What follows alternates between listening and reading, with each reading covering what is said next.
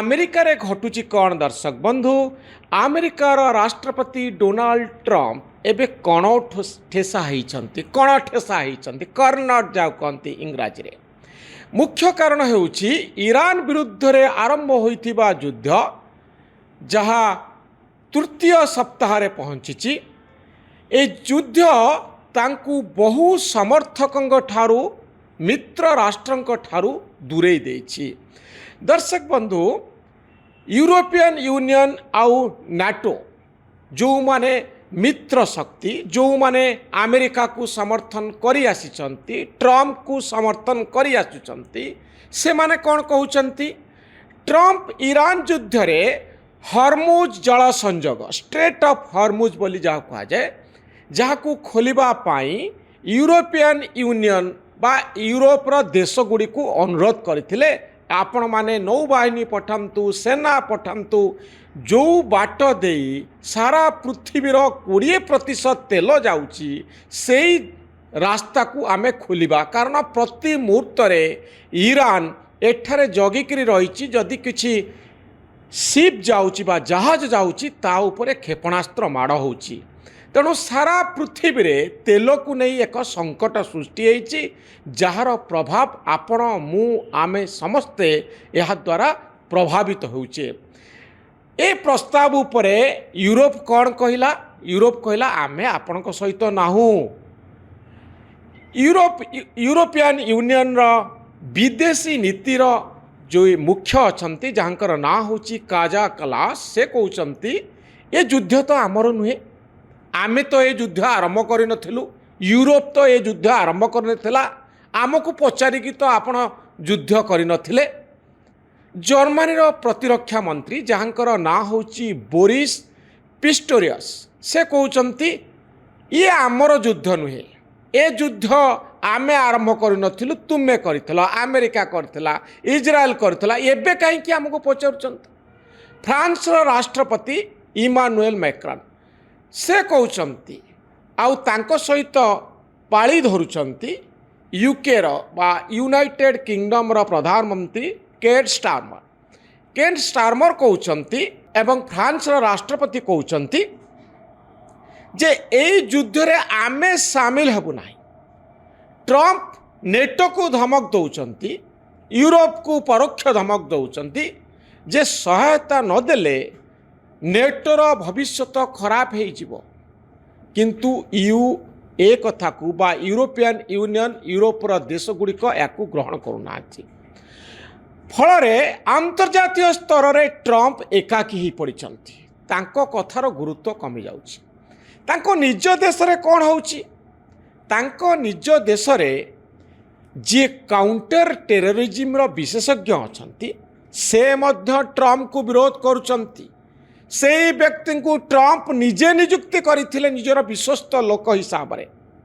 National counter terrorism ସେଣ୍ଟରର director, ଯାହାଙ୍କ ନାଁ ହେଉଛି ଜୋ କେଣ୍ଟ, ସେ ଜଣେ ଟ୍ରମ୍ପ ସମର୍ଥକ, ଜଣେ ଯୁଦ୍ଧ ବିଶାରଦ।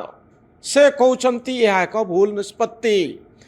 ମାର୍ଚ୍ଚ 17 ତାରିଖ 2026 ମସିହାରେ, ଏଇ ମାର୍ଚ୍ଚ 17 ତାରିଖ, ଗଲା ମାର୍ଚ୍ଚ 17 ତାରିଖରେ ସେ ଇସ୍ତଫା ଦେଇଛନ୍ତି। ଆଉ କେଣ୍ଟ କହିଛନ୍ତି ଇରାନ ଆମ ଦେଶ ପାଇଁ କୌଣସି ଆସନ୍ନ ବିପଦ ନଥିଲା, ଆପଣ ଭୁଲରେ ସେଠି ଯୁଦ୍ଧ କରୁଛନ୍ତି, ଆମ ପାଇଁ ବିପଦ ନଥିଲା ଇରାନ। ଆମେ ଏଇ ଯୁଦ୍ଧ ଇସ୍ରାଏଲ ଓ ତାହାର ଆମେରିକୀୟ ଲବିଙ୍କ ଚାପରେ ଆମେ କରୁଛେ, ଚାପ ପକାଯାଇଛି ଏ ଯୁଦ୍ଧ ଆରମ୍ଭ କରିବା ପାଇଁ। ସେ କହୁଛନ୍ତି ମୁଁ ଏହାକୁ ସମର୍ଥନ କରିପାରିବି ନାହିଁ, ତେଣୁ ମୁଁ ଇସ୍ତଫା ଦେଉଛି। ଟ୍ରମ୍ପ ତାଙ୍କର ସ୍ୱଭାବ ସୁଲଭ ଢଙ୍ଗରେ କହୁଛନ୍ତି ଯେ କେଣ୍ଟ ସୁରକ୍ଷା କ୍ଷେତ୍ରରେ ବହୁ ଦୁର୍ବଳ, କିନ୍ତୁ ଏହା ଟ୍ରମ୍ପ ପ୍ରଶାସନରେ ଗୋଟିଏ ବହୁ ବିଭାଜନ, ବଡ଼ ଧରଣର ବିଭାଜନ ସୃଷ୍ଟି କରିଛି। ରିପବ୍ଲିକାନ ପାର୍ଟି ଆଉ ମେକ୍ ଆମେରିକା ଗ୍ରେଟ୍ ଏଗେନ୍, ଏହାର ଯେଉଁମାନେ ସମର୍ଥକ ଅଛନ୍ତି, ଅଧିକାଂଶ ମାଗା ସମର୍ଥକ ଯୁଦ୍ଧକୁ ଏବେ ବି ସମର୍ଥନ କରୁଛନ୍ତି। କିନ୍ତୁ ଏହା ଭିତରେ ବିରୋଧାଭାସ देखा मिलूँ दर्शक बंधु।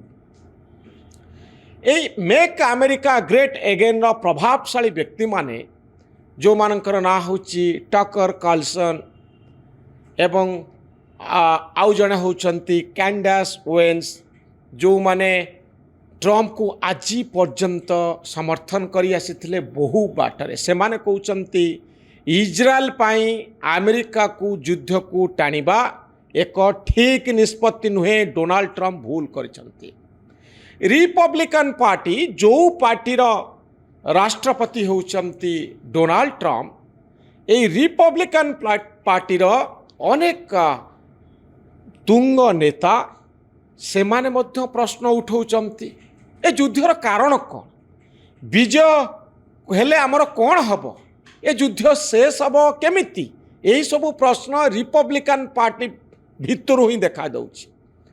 एवं इतिमध्य जो पोल करा जायछि जो भोट करा जायछि सेथिरे ट्रंप को भोट देइथिबा व्यक्ति माने जो माने आगुरु समर्थन करी आसुथिले सेमानंक संख्या कमिबार लागिछि।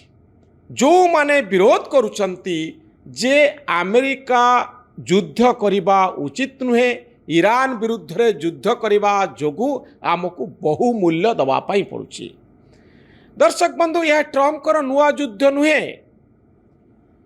ये ट्रंप अनेक प्रकार काम करछंती जहा फल पृथ्वी रे नुआ नुआ विवाद सबु सृष्टि होइछि। जो व्यक्ति दिने कहूथिले जे अमेरिका यही सबु युद्ध करबा उचित नुहे युद्ध पाई टंका खर्च करबा उचित नुहे सेई ट्रंप आज केमिति युद्ध करबा पाई ईरान चली जाइछंती। जे शांति पुरस्कार पाई नोबेल शांति पाई एते बड़ कैंपेन करुथिले जे पृथ्वी रे मु युद्ध बंद करिछि शांति प्रतिष्ठा करबा पाई चाहूछि सेई ट्रंप आज ईरान रे युद्ध करुचंती। आ ये युद्ध भयंकर होउछि। दर्शक बंधु केमिति भयंकर होउछि ए युद्ध केवल तेहरान उपरे लड़ा जाउनी ईरान उपरे लड़ा जाउनी ए युद्धर प्रभाव सारा विश्व उपरे पड़ुछि।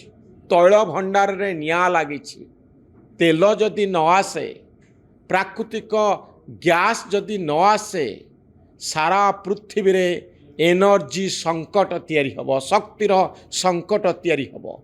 यहाकू संभाळिबा एते सहज नुहे।